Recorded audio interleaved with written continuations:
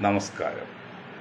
ഞാൻ മൊയ്തീൻ ഷാ, ജനതാദൾ നാഷണലിസ്റ്റിൻ്റെ സംസ്ഥാന പ്രസിഡന്റ്. ബഹുമാനിയെ, നിങ്ങൾക്കെല്ലാവർക്കും എൻ്റെയും എൻ്റെ ഗ്രൂപ്പിനെയും അഭിനന്ദനങ്ങളും ആശംസകളും.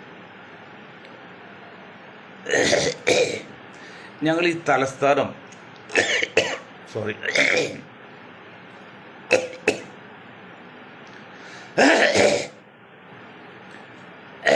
മധ്യ കേരളത്തിൽ മാറ്റി പണിയണമെന്ന് പറയുമ്പോൾ ചിലർക്കെങ്കിലും അത് മനസ്സിലാകാതെ പോകുന്നുണ്ട്.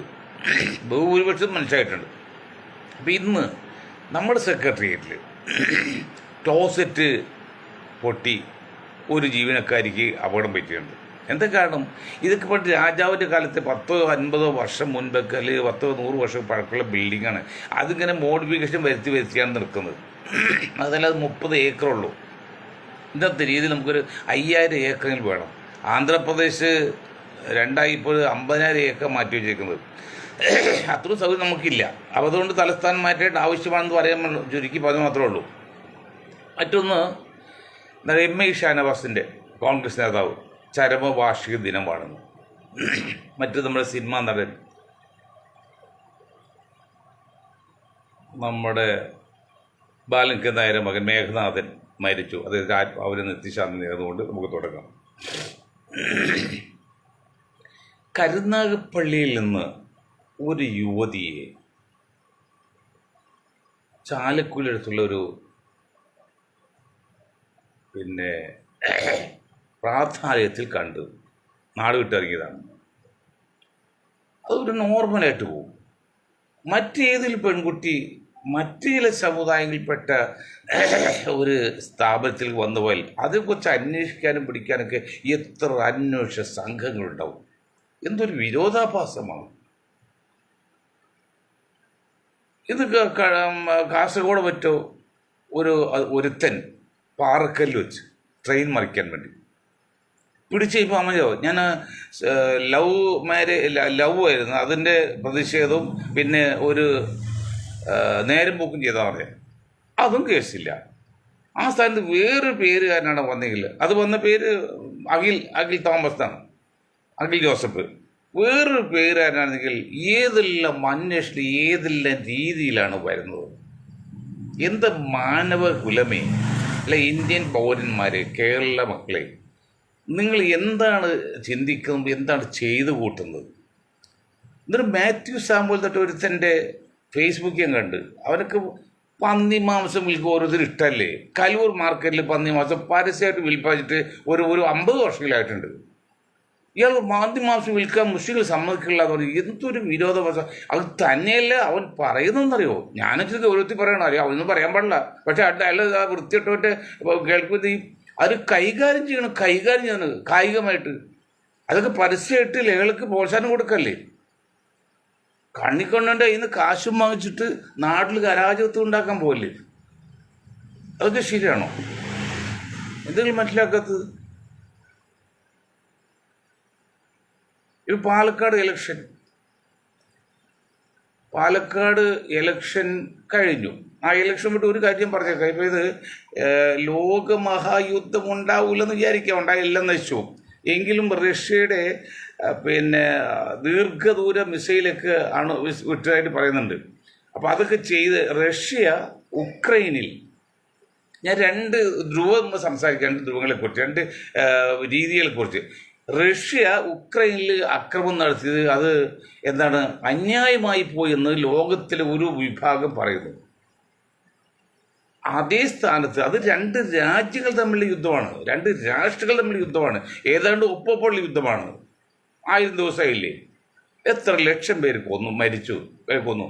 അതേ സ്ഥാനത്ത് ഗസയിലെ, ഞങ്ങൾ അപ്പോഴും ആദ്യം ഹിന്ദു മുസ്ലിം എന്ന് EMS പറയും പോലെ അപ്പോഴും പറയുന്നു ഒക്ടോബർ 7, കഴിഞ്ഞ വർഷം ഒക്ടോബർ നിന്നൊരാൾ പറഞ്ഞു, അല്ല കഴിഞ്ഞ മുമ്പിലത്തെ വർഷമാണ്, ഇപ്പോൾ 1 വർഷം കഴിഞ്ഞല്ലോ. ഒക്ടോബർ 7 ഹമാസ് വിട്ട് തെറ്റാണ് എന്നൊരു സംശയമില്ല. പക്ഷെ അല്ലെങ്കിൽ അവർ ശ്രദ്ധിക്കപ്പെടില്ല. കുഞ്ഞുങ്ങളെ ശ്രദ്ധിച്ചില്ല, കുഞ്ഞുങ്ങൾ കരയുന്നതിന് അവന് ശ്രദ്ധ കിട്ടാൻ വേണ്ടിയാണ്, അവരതാ മാർഗമുള്ളൂ. അതുകൊണ്ട് ആ വിഷയ ലോകം ലൈവായി. അതേ സ്ഥാനത്ത് ഇസ്രായേൽ ഈ നിരപരാധിയ കുഞ്ഞുമക്കളെ, 2 വയസ്സ് 3 വയസ്സൊക്കെ കുഞ്ഞുമക്കളെ 100 കണക്കുകളെ കൊന്നതിനെക്കുറിച്ചും അതൊരു അന്യായമായെന്ന് ഈ പറഞ്ഞ രാജ്യങ്ങളൊന്നും അത് പറഞ്ഞില്ല. അവിടെയും വ്യത്യാസമുണ്ട്. അതായത് ചിലർ ചെയ്യുമ്പോഴത് ന്യായവും മറ്റുള്ളവർ ചെയ്യുമ്പോൾ അന്യായവുമാണ്. ആ രീതി എന്താണ് നിങ്ങൾ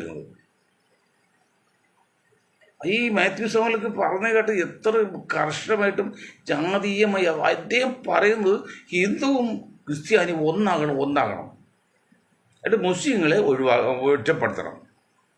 ഇപ്പോൾ നോൺ മുസ്ലിം സംഘടന വേണം ഇനി എന്നാൽ ആയിക്കോട്ടെ, അത് നിങ്ങൾ ഇഷ്ടമല്ലേ. ഞാനത് ഇന്നലെ തന്നെ പറഞ്ഞല്ലോ, ഇവിടെ ഹിന്ദുസ്ഥാൻ എന്ന രീതി വരെ നമ്മൾ ക്രിസ്ത്യാനി ഹിന്ദു ഉണ്ടാവില്ല കേരളത്തിൽ, ഹിന്ദുസ്ഥാൻ ഉണ്ടാവുള്ളൂ, ഹിന്ദുക്കളും മക്കളും പേരുണ്ടാവുള്ളൂ എന്ന് പറഞ്ഞ് മറ്റൊരു മഹാൻ പറഞ്ഞ് ഞാൻ ഇന്നലെ സൂചിപ്പിച്ചു. മാത്യു സാമുവലേ, അങ്ങനെയൊക്കെ ചെയ്യല്ലേ, അങ്ങനെയൊക്കെ പറയല്ലേ, അതൊക്കെ രാജ്യത്ത് അരാജകത്വം ഉണ്ടാക്കാറാണ്. നിങ്ങൾക്ക് എന്താണ് ഈ സമുദായത്തോട് ഇത്ര ഒരു ദേഷ്യം? നിങ്ങൾ എന്ത് ചെയ്യുന്നു?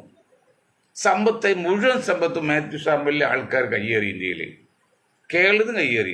അല്ലെങ്കിൽ ഒരക്ഷരം ഈ മുസ്ലിം സമുദായപ്പെട്ട ആരെങ്കിലും ആ സമുദായത്തെ ഇന്നേ വരെ കുറ്റം പറയുന്നുണ്ടോ? ഒരു ബിഷപ്പിനെ കുറ്റം പറയും, അല്ലെങ്കിൽ ക്രിസ്ത്യൻ സമുദായത്തെ കുറ്റം പറയുന്നുണ്ടോ? ഈ അടുത്ത കാലത്ത് നിങ്ങൾ ഇങ്ങനെ പറയുമ്പോൾ ചിലപ്പോൾ ഞങ്ങൾ പോലും പറയേണ്ടി വരും, ഇത് ക്രിസ്ത്യൻ സമുദായത്തൊന്നുമില്ല, ഇത് നിങ്ങൾ സമുദായത്തെ അടിച്ചാണ് പറയുന്നത്, കൈകാര്യം ചെയ്യുന്നുണ്ട് ശാരീരികമായിട്ട് പോലും. അത് മലയാളി മക്കൾ നിങ്ങൾ അങ്ങനെയൊന്നും കൊച്ചായി കാണരുത്. അവരത്ര കൊച്ചൊന്നുമില്ല, അവർക്ക് എല്ലാം ബോധമുണ്ട്. നിങ്ങൾ പറയുന്നവരെ കുറിച്ചും അറിയാം, നിങ്ങളെ കുറിച്ചും അറിയാം. അത് എന്തായാലും രണ്ട് സംഭാഷണം വെച്ചിരിക്കുകയാണ്. മണിപ്പൂരിൽ സംഭവം ഉണ്ടായില്ലേ, അതൊക്കെ വെറും പറഞ്ഞു മാത്രമേ ഉള്ളൂ, ഒന്നുമില്ല. ഇവിടെ ക്രിസ്ത്യൻസ് ഒന്നും പറ്റൂല എന്ന് പറഞ്ഞേ. എൻ്റെ ചെങ്ങാതി, നിങ്ങൾ ചരിത്രം പഠിക്കുക. വരാനുള്ള കാര്യം പോട്ടെ, കഴിഞ്ഞ പോയ കാര്യമുള്ള ചരിത്രമുണ്ട്, അത് പഠിക്കുക. ലോകത്ത് എന്തൊക്കെയാണ് നടന്നിട്ടുള്ളത്, ഇങ്ങനെ വരുന്ന സാഹചര്യം എന്താ നടന്നതെന്നൊക്കെ അറിയാമല്ലോ. അതൊന്നും അത് ബാധകമല്ലാന്നില്ല. ആയിക്കോട്ടെ, ഞാൻ ആ വിഷയമൊക്കെ ആമുഖമായി പറഞ്ഞു. നമ്മുടെ പ്രധാന വിഷയം പാലക്കാട് തിരഞ്ഞെടുപ്പ്. ഞങ്ങൾ കഴിഞ്ഞ ദിവസം മിനിയാന്ന് പറഞ്ഞു, 19-ാം തീയതി, 20-ാം തീയതിയാണ് ഇലക്ഷൻ, 23-ാം തീയതി റിസൾട്ട് അറിയും. അവിടെ സംഘപരിവാർ വോട്ട് LDF അനുകൂലമാക്കി കൊടുത്ത് LDF ജയിക്കാനുള്ള സാധ്യത പറഞ്ഞു. ഇനി ചെയ്ത തെറ്റുള്ള 21 അറിയാം. ഇവിടെ ഈ കേരളത്തിലെ മുസ്ലിങ്ങളും മറ്റ് ഹിന്ദു സമുദായം ക്രിസ്ത്യൻ സമുദായമൊക്കെ മനസ്സിലാക്കേണ്ട ഒരു കാര്യമുണ്ട്. എന്തുകൊണ്ടാണ് ഈ അടുത്ത കാലത്തായിട്ട് CPIM എന്ന് പറയുന്ന LDF നയിക്കുന്ന CPM സംഘപരിവാർ അനുകൂലം നിൽക്കുന്നത്? നമ്മൾ ഒരിക്കലും കുറ്റം പറയില്ല. ഞാൻ പറഞ്ഞല്ലോ, സംഘപരിവാർ ഞാൻ കുറ്റം പറയുന്നത് അവർ ലക്ഷ്യം മുസ്ലിം വിരോധം പറഞ്ഞാൽ അവർ പ്രസ്ഥാനം ഉണ്ടാക്കുന്നത്. അപ്പോൾ അത് അവർ ലക്ഷ്യം പറഞ്ഞു അപ്പോൾ കുറ്റം പറയാൻ പറ്റുമോ? അവർ ലക്ഷ്യം അതിന് അവർ എന്ത് കളിയും കളിക്കും. അപ്പോൾ നമ്മൾ നോക്കിക്കൊണ്ട് നിൽക്കണം. ഞാൻ 1-2 കാര്യങ്ങൾ പറയാം, നിങ്ങൾ ശ്രദ്ധിച്ച് കേട്ടോ. കേരളത്തിൽ തന്നെ എടുക്കുക, ജാതി തന്നെ പറയാം. ഏതാണ്ട് 30% മുസ്ലിങ്ങൾ എന്താണ് 1,10,00,000 കാണും. അതിൽ 10 ലക്ഷം മുസ്ലിങ്ങൾ മാത്രമാണ് LDF അനുഭാവികളുള്ളത്. അതിൽ വളരെ കുറച്ച് പേരാണ് ഒറിജിനൽ മെമ്പർഷിപ്പൊക്കെ ഉള്ളവർ. 10 ലക്ഷം ഉള്ളൂ. ബാക്കി അത് 1 കോടി വോട്ടും ചെയ്യുന്നത് അതിൽ 25 ലക്ഷം മുസ്ലിങ്ങൾ ലീഗുകാർ.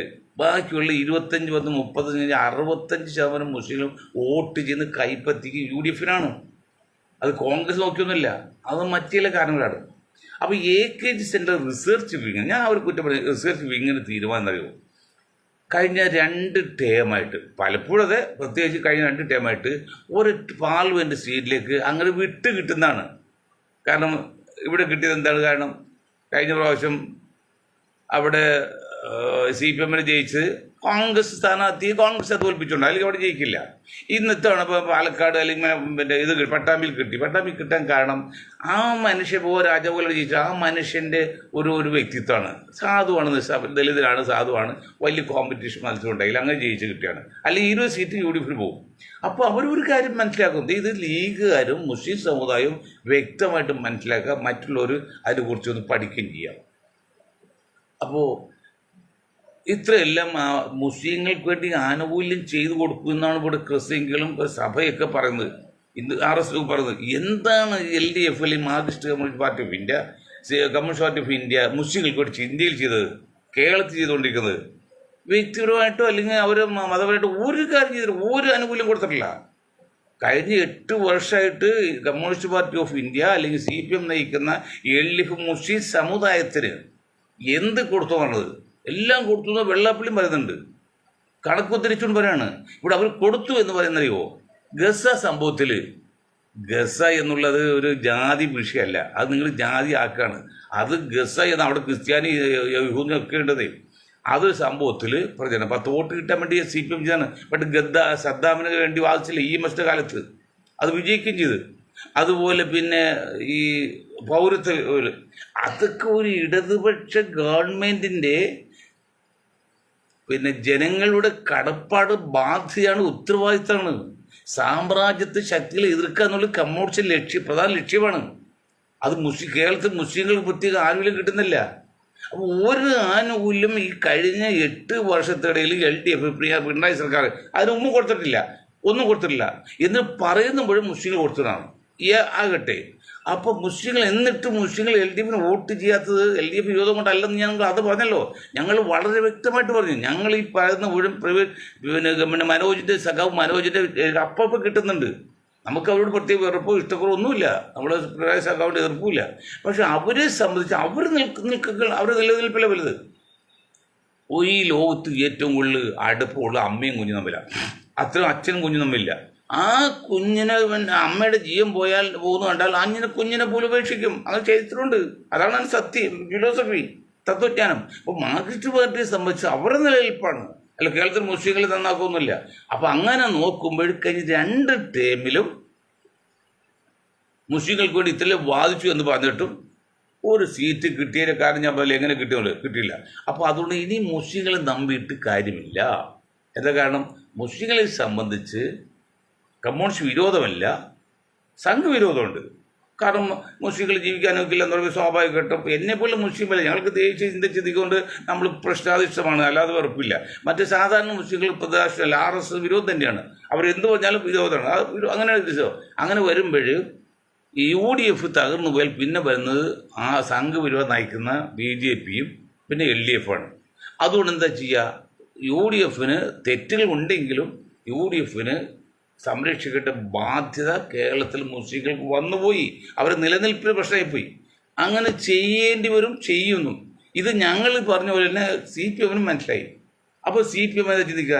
ഇപ്പോൾ 10 ലക്ഷം എന്ന് പറഞ്ഞാൽ കണക്ക് കൂത്തിരിക്കുക. 3.5 കോടി ജനങ്ങളുണ്ടെങ്കിൽ 10 ലക്ഷം എന്ന് പറഞ്ഞത് 2.8%. വേണ്ട, 3% കൂട്ടി. 3% മുസ്ലിങ്ങളാണ്. ടോട്ടൽ ജനസംഖ്യയിൽ 3% മുസ്ലിങ്ങളാണ് LDF അനുഭാവികൾ. അതിലൊരു 2% മുസ്ലിങ്ങൾ ഇനി RSSലേക്ക് നേരിട്ട് പോയപ്പോൾ അത് പാർട്ടി വിട്ടുപോകില്ല. അങ്ങനത്തെ കമ്മ്യൂണിസ്റ്റുകളാണ്. അവർ ഈശ്വര വിശ്വാസം നോക്കിയില്ല, കമ്മ്യൂണിസ്റ്റ് ആശ.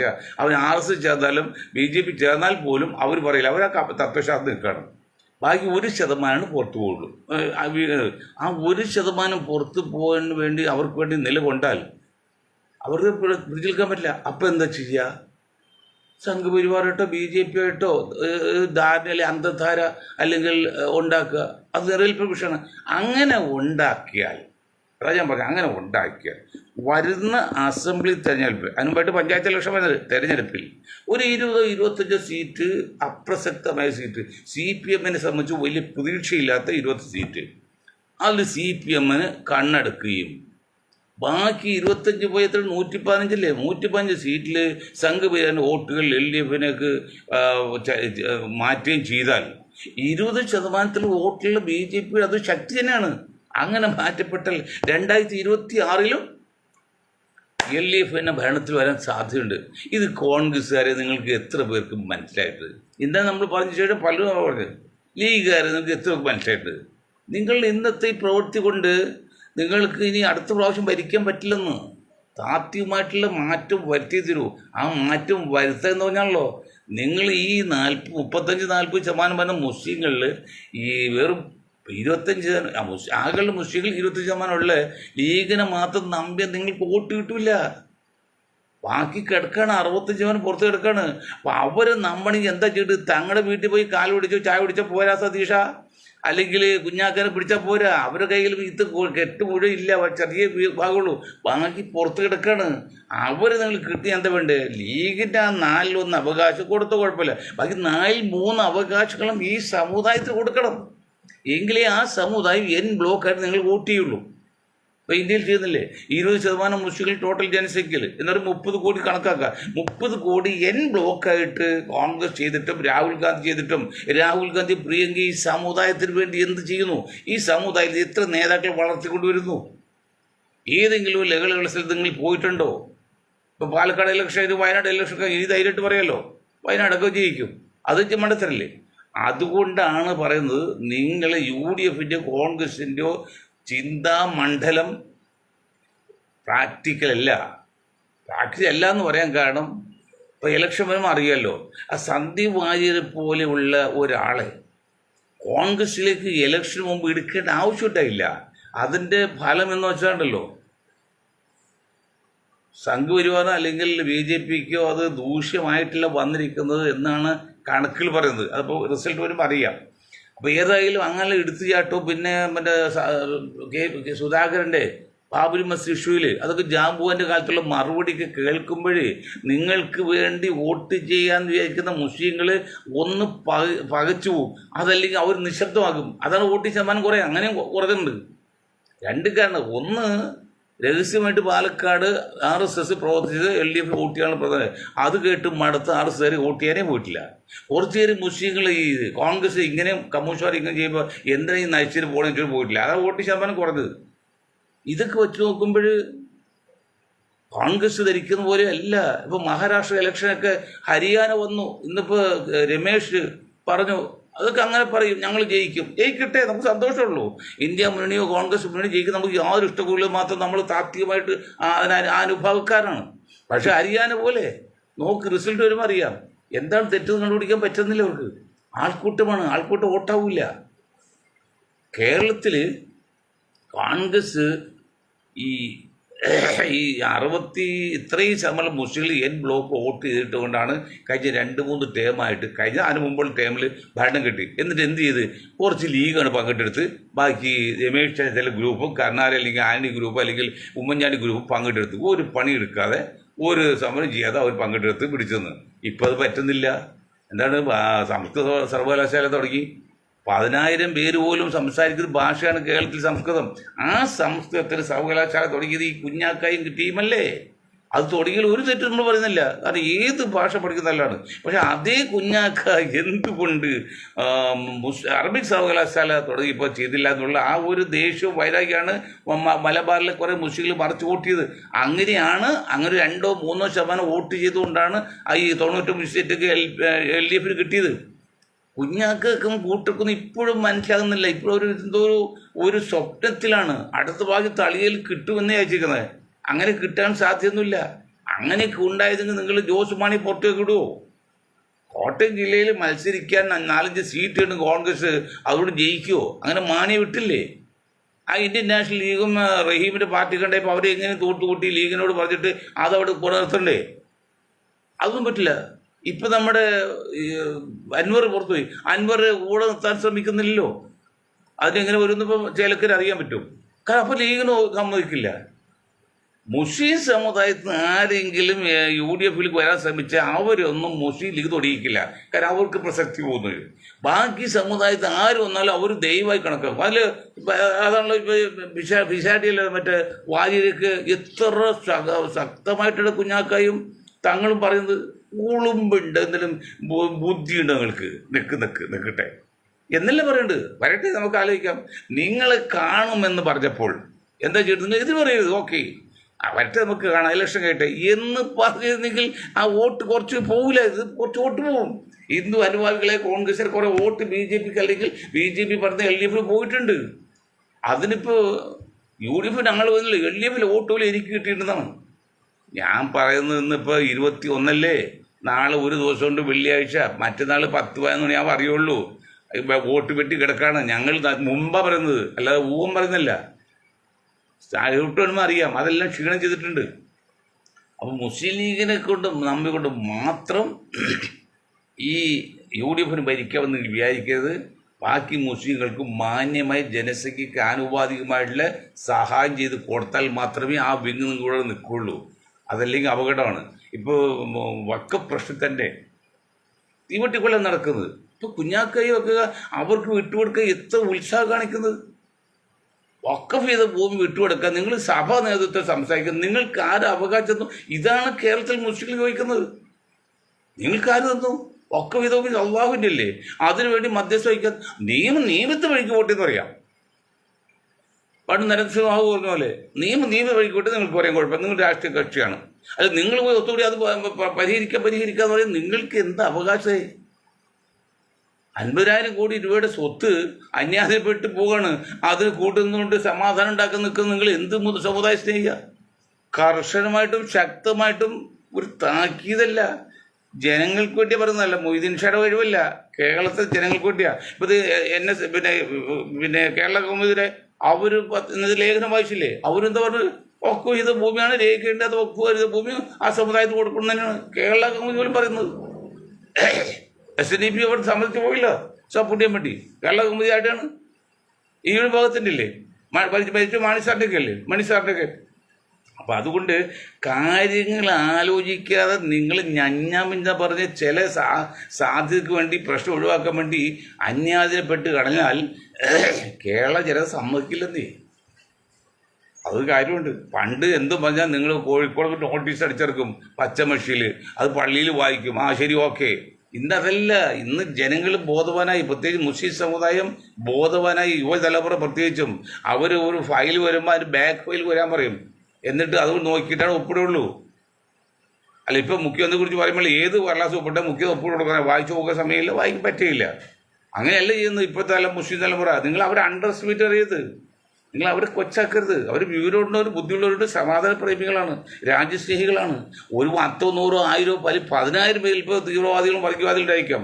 അവർ മണ്ടന്മാരായിട്ടാണ്. അല്ലെങ്കിൽ വർഗീയവാദം കൊണ്ടോ തീവ്രവാദം കൊണ്ടോ ഒരു രാജ്യത്ത് ഒരു സംഘടനയും വളർന്നുള്ളതെന്ന് മാത്രമല്ല നശിച്ചിട്ടുള്ളൂ. അതുപോലെ പോപ്പുലർ ഫ്രണ്ട് കണ്ടില്ലേ, നശിച്ചു പോയില്ലേ? അന്നൊക്കെ നമ്മൾ അറിയാവുന്ന നേതാക്കൾ പറഞ്ഞല്ലോ നിങ്ങൾ ഈ പോക്ക് തെറ്റാണ്, നിങ്ങൾ കളിക്കുന്നത് ഇന്ത്യ പട്ടാളത്തിന് മുമ്പിലാണ്, ഇന്ത്യ പട്ടാളം എവിടെ അത് വിജയിച്ചിരിക്കണം, അതാണ് നമ്മുടെ രാജ്യത്തിൻ്റെ സംരക്ഷകരാണ്. അവരിറങ്ങിയിട്ട് ഒരു കേസ് തോറ്റെന്ന് പറഞ്ഞാൽ നമുക്കാണ് സങ്കടം. അപ്പോൾ അവർ വന്നാലും അവർ കപ്പലായിട്ട് വന്ന് ഇവിടെ വെള്ളവണ്ടി കൊണ്ടുപോകുമ്പോൾ, പക്ഷേ ആ ഒരു മിണ്ടിയില്ല. പൂച്ച കൊണ്ടുപോലെ പൂച്ചയിലെ പിടിക്കുക കൊണ്ടുപോയി എന്ത് നേടിയതുകൊണ്ട്. അപ്പോൾ ആ 1-2 ആൾക്കാരെ അങ്ങോട്ടും ഇങ്ങോട്ടും കൊന്നവർക്കും അറിയില്ല, കൊല്ലിച്ചവർക്കും അറിയില്ല എന്താന്നുള്ളത്. അതൊന്നും നമുക്ക് വേണ്ട. നമുക്ക് രാജ്യസ്നേഹം, മാതൃരാജ്യസ്നേഹം നമ്മുടെ വിശ്വാസം പോലെ തന്നെ തുല്യമാണ് നമ്മുടെ രാജ്യസ്നേഹവും, ഒരു വ്യത്യാസമില്ല. അങ്ങനെ നിന്നുകൊണ്ട് ദേശീയതയിൽ നിന്നുകൊണ്ട് രാജ്യത്തോട് പ്രവർത്തികളൊപ്പം തന്നെ ഭരണഘടനയെ കുറിച്ച് പറയുമ്പോൾ ഒരു കാര്യമുണ്ട്. നമ്മുടെ അദ്ദേഹമൊക്കെ എന്ത് മന്ത്രിയാണ്, എന്ത് കമ്മ്യൂണിസ്റ്റാണ്, എന്തറിയാൻ കമ്മ്യൂണിസ്റ്റാണ്. ഇന്ന് LDFിലെ താത്വികാച എന്ന് പറഞ്ഞ EMS താത്വികാച ഒരാളുണ്ടെന്നും ഒരാളും കാണുന്നില്ല. കാരണം ഭരണഘടന, നിങ്ങൾ ഒരു കാര്യം മനസ്സിലാക്കണം, അവസാന കൈ കോടതിയാണ്. ആ കോടതി കൂടി ഇല്ലെങ്കിൽ എന്തായിരിക്കും ഇന്ത്യയിലെ അവസ്ഥ? ഞാൻ ഒരു കാര്യം പറയട്ടെ, നിങ്ങൾ ബന്ദ് നിരോധിച്ചു പറഞ്ഞപ്പോഴേ നിങ്ങളെല്ലാം നടക്കില്ലെന്ന് ഹൈക്കോടതി ഇടപെട്ട് ബന്ദ് നിരോധിച്ചില്ലേ? നിരോധനം നടന്നില്ലേ? ഇപ്പം ബന്ധുണ്ടോ? മറ്റു ആര് പറഞ്ഞാലും ബന്ധം നടക്കും. ഇപ്പോൾ ഉണ്ടോ? മുഷ്ടികുറ്റി ഉണ്ടോ? അപ്പോൾ കോടതിയാണ് അവസാന വാക്ക്. ആ കോടതി നോക്കുന്നത് ഭരണഘടനയാണ്, ഇന്ത്യൻ ഭരണഘടനയാണ് നോക്കുന്നത്. ആ ഭരണഘടനയെ കുറിച്ച് എന്താണ് പറയുന്നത്? ചക്രോ എന്നൊക്കെ പറഞ്ഞല്ലോ, അത് പറഞ്ഞല്ലോ. അങ്ങനെയൊക്കെ പറയാ ഒരു ഭരണഘടന പിടിച്ച് സത്യപ്രതിജ്ഞ ചെയ്ത ഒരു മന്ത്രി അങ്ങനെയൊക്കെ പറയാവോ? അതിനർത്ഥം ആ മന്ത്രി ഒന്നും മന്ത്രിയാകല്ല, സാധാരണ MLA ആകാൻ പോലും യോഗ്യല്ലതാ. എന്നിട്ട് ഭരണ സ്വാധീനം ഉപയോഗിച്ച് കേസൊക്കെ തള്ളിപ്പോയി ഭരണത്തിലെടുത്തില്ലേ? എന്താണ് കമ്മ്യൂണിസ്റ്റ് പാർട്ടി നിങ്ങൾ നോക്കുന്നത്? ഇന്ത്യൻ ഭരണഘടന നിലനിൽക്കട്ടെ, അതൊക്കെ ഇല്ലെങ്കിൽ മോശമല്ലേ? ആയോടി പാവപ്പെട്ടവന് ഒരു അത്താണി എന്ന് പറഞ്ഞത് ഇന്ത്യൻ ഭരണഘടനയാണ്, ഇന്ത്യൻ കോൺസ്റ്റിറ്റ്യൂഷൻ. ആ ഭരണഘടനയെ കുറിച്ചാണ് തമാശ പറയുന്നത്. നിങ്ങൾ പിള്ളേർക്ക് കാര്യമാണോ അതിന്? കുടച്ചക്രവും കുന്തവും കുടച്ചക്രമൊക്കെ ഏത് നമ്മൾ മതവിശ്വാസിന് മതഗ്രന്ഥത്തെ പോലെ തന്നെ ബഹുമാനിക്കുന്ന അല്ലെങ്കിൽ ഇഷ്ടപ്പെടുന്ന ഒരു ഗ്രന്ഥമാണ് ഭരണഘടന പുസ്തകം. ആ പുസ്തകത്തെ കുറിച്ചാണ് പറഞ്ഞത് കുടച്ചക്രം, കൊന്തവും കുടച്ചക്രമൊക്കെ. ആ വാക്ക് പറഞ്ഞിട്ട് ഇവിടെ പോലീസ് അന്വേഷണത്തിലൊക്കെ തള്ളിക്കളഞ്ഞ തിരിച്ചെടുത്തില്ലേ ബഹുമാനപ്പെട്ട ഹൈക്കോടതി? അതല്ല, അത് കറക്റ്റല്ല, ഇറ്റ് ഈസ് റോങ് വേ, ഇത് മാതൃകയല്ല എന്ന് പറഞ്ഞ് ഹൈക്കോടതി കേസ് അന്വേഷിക്കാൻ പറഞ്ഞേക്കാണ്. അതൊക്കെയല്ലേ ചെന്ന്. അതുപോലെ നമ്മുടെ മറ്റൊരു മന്ത്രിയുള്ള ട്രിവാൻഡ്രത്ത് നിന്ന് ആ ഷട്ടിയിൽ കുട്ടി ഷട്ടിയാക്കി മാറ്റി. അത് പണ്ട് പറയും 5000 രൂപയും മുള്ളൂർ ഗോവിന്ദനും ഉണ്ടെങ്കിൽ ഏതാളും കൊല്ലാന്ന്. അത് നിങ്ങൾക്കറിയാം, എന്നാലും ഒറ്റവാക്കി പറഞ്ഞു നിർത്തിക്കുക. അത് ഒരാൾ വെടിവെച്ച് കൊന്നു, ആ തോക്കിനെ കൊണ്ട് ഒക്കെ ബോർഡിൽ കൈ പിടിച്ച് വാദിച്ചുകൊണ്ടിരിക്കുകയാണ്. അപ്പോൾ ഇദ്ദേഹം തലക്കൽപ്പ് മുടി കൂടുതലുള്ള ആളാണ്. മുടിയിൽ വലിയൊരു ഉണ്ട വെച്ചിട്ടുണ്ടായിരുന്നു. ഈ ഉണ്ട കൈ പിടിച്ചുകൊണ്ട് തലങ്ങ് ചൊറിഞ്ഞുകൊണ്ടിരിക്കും പല പ്രാവശ്യം. ചൊറിഞ്ഞ് അവസാനം കയ്യിലെ ഉണ്ട അവിടെ വെച്ചിട്ട് അവിടെ ഇരുന്ന വലിയ ഉണ്ട എടുത്ത് എന്നിട്ട് പിന്നെയും സംസാരം തുടങ്ങി. എന്നാൽ ശരി, നമുക്ക് ഇനി ഉണ്ട ഒന്ന് ഇട്ട് നോക്കട്ടെ. ഇട്ട് നോക്കിയപ്പോൾ ആ തോക്കത്ത് കടുക്കൂല. കടക്കാത്ത കുട്ടിയിട്ട് ഇയാളെ ഇങ്ങനെ കൊന്നു. അങ്ങനെയാണ് പതിയെ രക്ഷപ്പെടുത്തി കള്ളത്തരം കാണിച്ച്. അതാ പറഞ്ഞ മുള്ളൂർ ഗോവിന്ദനും 5000 സ്വാധീനിച്ചിട്ട് ചെറിയ ഷട്ടിയാക്കി. പ്രായപൂർത്തിയായ ആളുടെ ഷട്ടി, കുഞ്ഞിൻ്റെ ഷട്ടി ഇട്ട് നോക്കുമ്പോഴും കിടക്കുന്നില്ല. പിന്നെ എങ്ങനെ ഇത് കൊണ്ടുവന്ന്? എന്നിട്ട് ആ മണ്ടൻ അവന് നാട്ടിൽ പോയി പൊങ്ങച്ചം പറഞ്ഞ് അത് പുറത്തായി. അവസാനം കേസ് അന്വേഷിക്കാൻ പറഞ്ഞ് ഇപ്പം മന്ത്രിക്കെതിരെ സുപ്രീം കോടതി അത് ശരിയല്ല അന്വേഷിക്കാൻ പറഞ്ഞിട്ടേക്കാം. ഇതൊക്കെയാണ് രാജ്യം ഭരിക്കുന്ന കക്ഷികൾ.